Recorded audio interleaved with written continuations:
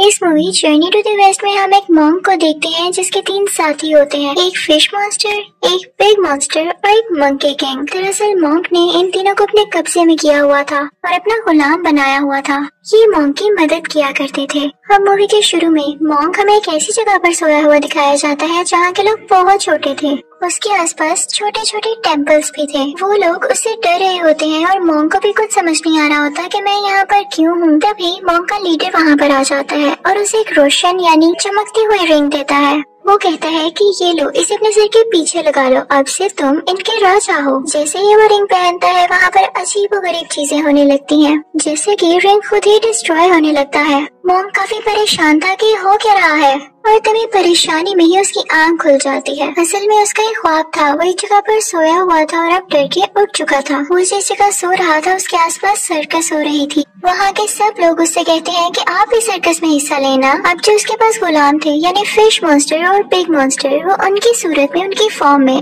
लोगों को एंटरटेन करता है। उस मॉन्स्टर को देख के एक बच्चा रोने लगता है और लोग कहते हैं कि ये कैसा मजाक है, हमें बिल्कुल मजा नहीं आ रहा। फिर मॉन्क एक दरख्त की तरफ इशारा करता है और कहता है कि देखो वहाँ पर मंकी किंग है। लेकिन वो मंकी किंग साहिब कुछ करने के बजाय दरख्त से नीचे ही गिर जाते हैं। लोग इस वजह से भी मॉन्क पर गुस्सा होते हैं और उसका मजाक उड़ाने लगते हैं कि तुम हमारे साथ क्या खेल खेल रहे हो, हमें तुम एंटरटेन करने वाले हो भी कि नहीं।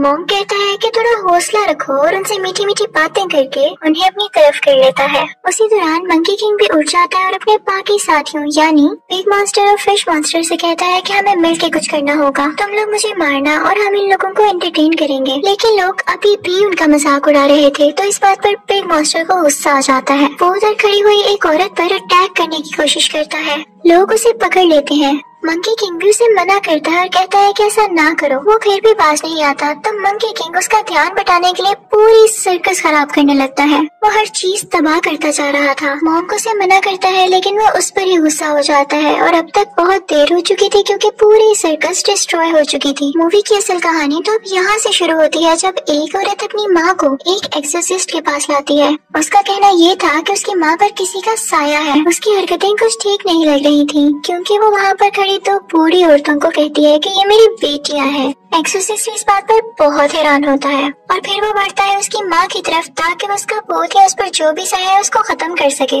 लेकिन बहुत कोशिश करने के बाद भी उसे ऐसी कोई चीज नजर नहीं आती। तो फिर उसे पता चलता है कि असली मॉन्स्टर तो उसकी अपनी बेटी है, यानी वो लड़की जो अपनी माँ को इसके पास लाई थी वो मॉन्स्टर में बदल जाती है। उसकी बॉडी अजीब हो गई थी। वो सब पर एक किस्म का जाला फेंकने लगती है। उसके हाथ और टांगे काफी लंबी हो गई थी जैसे वो कोई स्पाइडर हो। वहाँ पर मौजूद सब लोगों को वो मारने लगती है। फिर सीन चेंज होता है और हम मॉन्क और मंकी किंग को एक साथ देखते हैं। मॉन्क मंकी किंग की बहुत पिटाई कर रहा होता है। वो उसे कहता है कि मैं तुम्हें इसलिए मार रहा हूँ ताकि तुम्हें हमेशा याद रहे कि कहाँ पर क्या करना है। वो कहता है कि तुम्हारा कुछ पता ही नहीं चलता, तुम्हें जब गुस्सा आ जाए तो तुम कोई भी चीज तबाह कर देते हो। जैसे तुमने सर्कस को तबाह किया था, तुम यहाँ भी कुछ न कुछ कर सकते हो। वो उसकी जुबान खींचता है, उसे पिंच करता है, उस पर थप्पड़ मारता है। साथ ही साथ वो मंकी किंग की पूरी बॉडी को ही हिट कर रहा था। यहाँ पर हम पास्ट का भी एक सीन देखते हैं जब मंकी किंग को एक जगह पर कैद किया हुआ था। वो कई साल वहाँ पर चेन्स में बंधा रहा और कैद रहा। मंकी किंग बेचारा ख्वाब में डर जाता है और उसकी आंख खुल जाती है। तो मॉन्क कहता है कि सो जाओ, कुछ भी नहीं हुआ, मैं तुम्हारे साथ हूँ।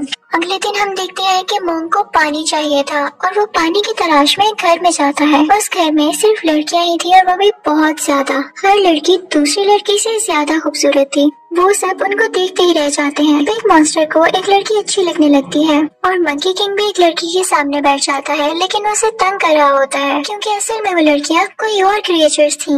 वो बहुत बड़ी बड़ी स्पाइडर्स थी। मॉन्क जब ये देखता है तो वो मंकी किंग से कहता है कि तुम अपनी होश में तो हो। वो कहता है कि हम मदद मांगने आए थे और अब तुम्हारी वजह से हमें जाना होगा। लेकिन वो लड़कियां उन्हें जाने नहीं देती, अपने असली रूप में आ जाती हैं। यानी वो बड़ी बड़ी स्पाइडर्स बन चुकी थी और उन लोगों पर अटैक करने लगती हैं। वो लोग खुद को बचाते बचाते बाहर आ जाते हैं।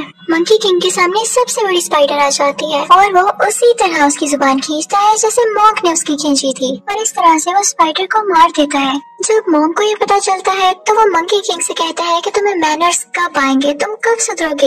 हर चीज का हल ये नहीं होता। कि वो जगह तबाह कर दी जाए या अगले को मार दिया जाए। मंकी किंग चुप करके उसकी बातें सुन रहा होता है और जैसे ही वो मोंग जाता है तो पीछे से वो बोलने लगता है। अब मोंग के खामोश जगह पर जाकर आसमान के नीचे दुआ करता है, यानी प्रे करता है कि बस गॉड, अब मुझ में इतनी हिम्मत नहीं है कि मैं सब कुछ डील कर सकूं, और ये मॉन्स्टर्स भी मेरी बात नहीं मानते, मैं इनको नहीं हैंडल कर सकता, अब ये मेरे बस की बात नहीं रही है। ये सब बातें बिग मॉन्स्टर भी छुपकर सुन रहा होता है। वो सारा कुछ जाके मंकी किंग को बता देता है। मंकी किंग को तो पहले ही गुस्सा था। वो कहता है कि जब मोंग हमसे खुश ही नहीं तो हम इसको मार देते हैं, तो वो उसे मारने के लिए आगे बढ़ता है। मोंग जब ये देखता है तो उसे रिलैक्स करने के लिए कुछ पढ़ने लगता है, लेकिन इस चीज का उस मंकी किंग पर अब कोई असर नहीं होता, क्योंकि वो अब उसकी गुलामी से आजाद हो गया था। अब वो उसका मजीद गुलाम नहीं था। मोंग उसे बचते बचाते दरख्त में फंस जाता है और उसे अपने काबू में करने की कोशिश करता है, लेकिन मंकी किंग अभी भी नहीं डरता उससे। तभी आसमान से कोई तेज रोशनी निकलती है, जिसे देखकर मंकी किंग डर के वहाँ से चला जाता है। दूसरी तरफ हम देखते हैं कि फिश मॉन्स्टर अपने असली रूप में आ चुका था, यानी वो एक बहुत बड़ी और एक खौफनाक फिश बन चुका था। ये सब उन स्पाइडर से लड़ाई के बाद हुआ। फिर हम देखते हैं कि मोंग अपने तीनों साथियों को लेकर किसी दूसरे मुल्क जाता है और वहाँ की रानी और राजा से मिलता है। उस मुल्क के लोग उन्हें देख के काफी हैरान हो रहे होते हैं, क्योंकि वो अजीबोगरीब मॉन्स्टर्स थे। रानी उनका बहुत अच्छे से वेलकम करती है। फिर वो लोग राजा से मिलते हैं तो राजा उन लोगों से कहता है कि हाँ, क्या लाए हो मेरी खिदमत में, मुझे किस तरह से एंटरटेन करोगे। तो मोंग और उसके साथी कहते हैं कि हम जानते हैं एंटरटेन करना, और ये कहते ही उसके सामने अजीबोगरीब हरकतें करने लगते हैं जो कि बिल्कुल भी फनी नहीं थी। राजा को ये देख के काफी गुस्सा आता है कि मुझे पागल बना रहे हैं। वो उन्हें अपने महल से बाहर निकाल देता है कि ऐसी हरकतें पागल करते हैं, अपना इलाज करवाओ जाकर। मोंग जब बाहर आता है तो उसे अपनी बहुत ज्यादा इंसल्ट फील होती है। वो मंकी किंग को फिर से मारने लगता है कि तुम लोग कोई काम ढंग से नहीं कर सकते हो, और फिर उसे एहसास होता है कि वो तो खुद था जो कि अजीबोगरीब हरकतें कर रहा था। तो वो खुद को कोसने लगता है कि मैंने हर बार मंकी किंग पर ही हाथ उठाया है। वो खुद को ही मारने लगता है और कहता है कि मैं आइंदा ऐसा नहीं करूंगा। वो जाता है और मंकी किंग के आगे झुक कर उससे माफी मांगता है। मंकी किंग उसे उठाता है और कहता है कि मैंने आपको माफ किया, अब हम दोस्त हैं। वो दोनों खुश हो जाते हैं और अब मिल के कहते हैं कि हम राजा के पास दोबारा जाएंगे, उससे भी माफी मांगेंगे और फिर उन्हें अच्छा सा एंटरटेन करेंगे। वो लोग अंदर जाते हैं तो उन्हें पता चलता है कि ये तो असली राजा है ही नहीं, असली राजा को इसने कहीं गायब किया हुआ है। मंकी किंग चाहते ही उसे थप्पड़ मारने लगता है ताकि वो गुस्से में आकर अपने असली रूप में आ जाए। जैसा वो लोग चाहते थे वैसा ही होता है। वो गुस्से में आकर अपने असली रूप में आ जाता है। उसका मुंह लाल हो जाता है और उसके मुंह से आग निकलने लगती है। असल में वो एक छोटा सा रोबोट था जो कि आग फेंका करता था। वो लोग उससे बहुत फाइट करते हैं और उस दौरान महल में जितने भी लोग थे वो बाहर निकाल दिए जाते हैं।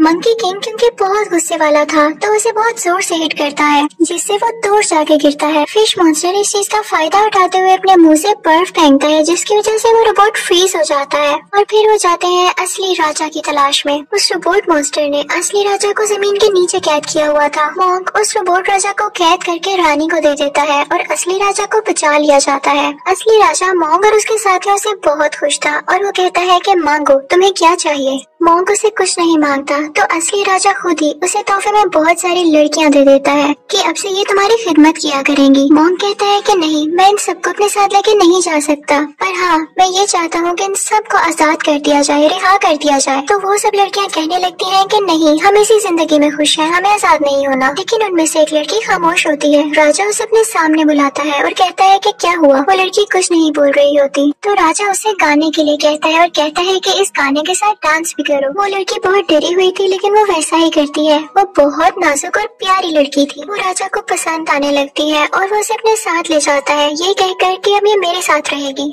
लेकिन अब मोंग को भी दुख हो रहा था कि उसने इस लड़की को अपने साथ क्यों नहीं जाने दिया, उसने इसे वापस क्यों कर दिया।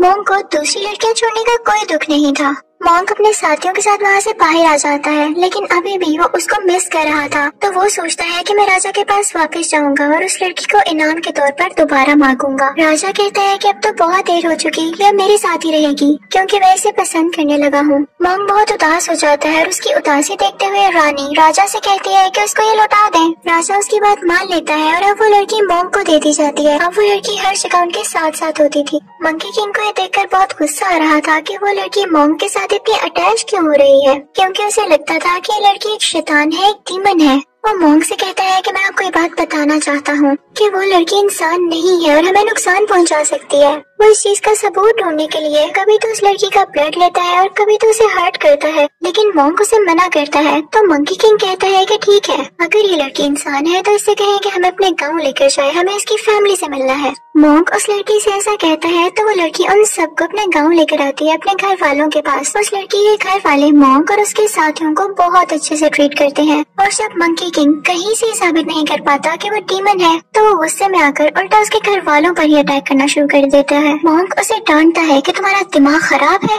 तुमने पहले भी एक लड़की को मार दिया जिसे मैं पसंद करता था। मंकी किंग सुनते ही वहाँ से चला जाता है और कहता है कि अब मैं लौट कर नहीं आऊंगा। अगले सीन में मॉन्क एक जगह पर उदास बैठा हुआ दिखाया जाता है।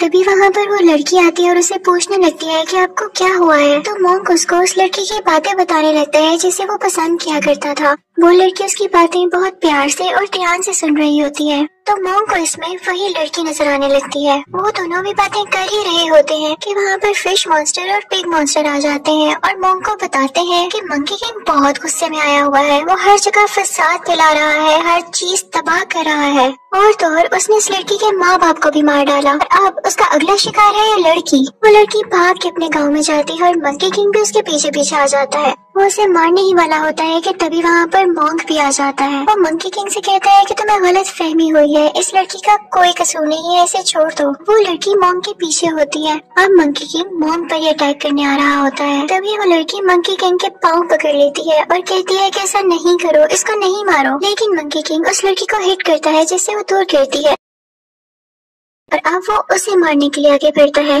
लेकिन तभी मॉन्क बीच में आ जाता है। वो रोड सीधा मॉन्क को लगती है। तभी वो लड़की रोने लगती है और कहती है कि हाँ, मैंने बोला झूठ, मैंने छुपाया तुम सबसे कि मैं एक शैतान थी, एक डीमन थी, क्योंकि मेरे साथ मेरी जिंदगी में बिल्कुल अच्छा नहीं हुआ। कुछ आदमियों ने मेरे साथ बुरा करके मुझे मार दिया, इसीलिए अब मैंने शैतान बनने का सोचा था, लेकिन मैं बुरी नहीं हूँ। ये सुन के मंकी किंग को और भी गुस्सा आता है और वो एक बहुत बड़ा गोरिल्ला बन जाता है और इसी के साथ वो मॉन्क को निगल लेता है, उसे खा लेता है। अब वो बड़े बड़े पहाड़ों पर चढ़ने लगता है, लेकिन उसके पाँव के साथ ही वो लड़की भी थी जिसने उसका पाँव मजबूती से पकड़ा हुआ था। अब वो एक ऊंची जगह पर जाता है, वो लड़की भी उसके साथ वहाँ आ गई थी। तभी वहाँ पर वो रानी और वो रोबोटिक डीमन भी आ जाता है। रानी मंकी किंग से कहती है कि मैंने जान के इस लड़की को इधर भेजा ताकि तुम लोगों में लड़ाई हो। रानी कहती है कि मैं तो चाहती ही थी कि ये चीज तुम्हें गुस्सा दिलाए और तुम मॉन्क को मार डालो। अब तुम मेरे गुलाम हो गए और मेरे लिए काम करोगे। तो मंकी किंग भी मॉन्क का कोई इतना भी दुश्मन नहीं था, उसने अभी तक मॉन्क को खाया नहीं था, बस वैसे ही निकला था। वो ये सुनकर मॉन्क को बाहर निकाल देता है, वो अभी तक जिंदा था।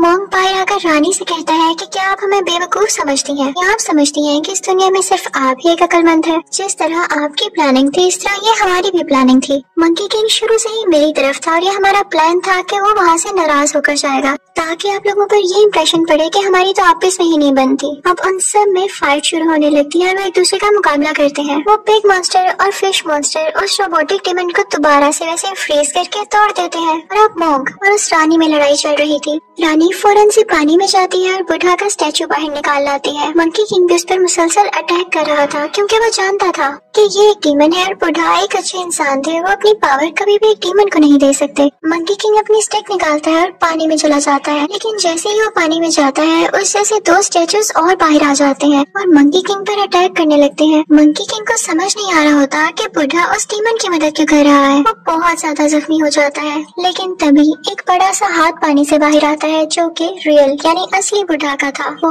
उन तीनों स्टैचूज को डिस्ट्रॉय कर देता है और मंकी किंग की जान बचा लेता है। उन स्टैचूज के डिस्ट्रॉय होने के बाद वो रानी मंकी किंग के हाथ में आके गिरती है, तो तब बुढ़ा की आवाज आती है कि अब सुधर जाओ। उस रानी को कुछ होने लगता है और वो अचानक से गोल्डन ईगल में बदल जाती है जो कि उसका असली रूप था और फिर बुढ़ा उसे अपने साथ ले जाते हैं। दूसरी तरफ हम देखते हैं कि वो प्यारी लड़की जो कि डीमन थी और मॉन्क के साथ थी, वो पूरी तरह से इंजर्ड हो चुकी थी और वो मरने ही वाली थी। तभी वो मॉन्क से कहती है कि तुम मुझे रिहा कर दो, इस दुनिया से आजाद कर दो क्योंकि मैं एक डीमन हूँ। तो मॉन्क इस दुनिया की और उसकी भलाई के लिए उसे आजाद कर देता है, जिसके बाद वो गायब हो जाती है। इस मूवी के एंडिंग सीन में हम देखते हैं कि वो चारों एक सहरा में कहीं जा रहे होते हैं। तभी मॉन्क मंकी किंग में उस लड़की को देखता है जिसे वो पसंद करता था, क्योंकि मंकी किंग के सर पर जो बेल्ट थी वो उसी लड़की की थी। वो उसे वो बेल्ट मांगता है लेकिन मंकी किंग उसे नहीं देता और इसी तरह ये लोग शरारतें करते हुए एक दूसरे से लड़ते हुए चलते रहते हैं। इसी के साथ ये मूवी भी एंड हो जाती है। Thank you for watching.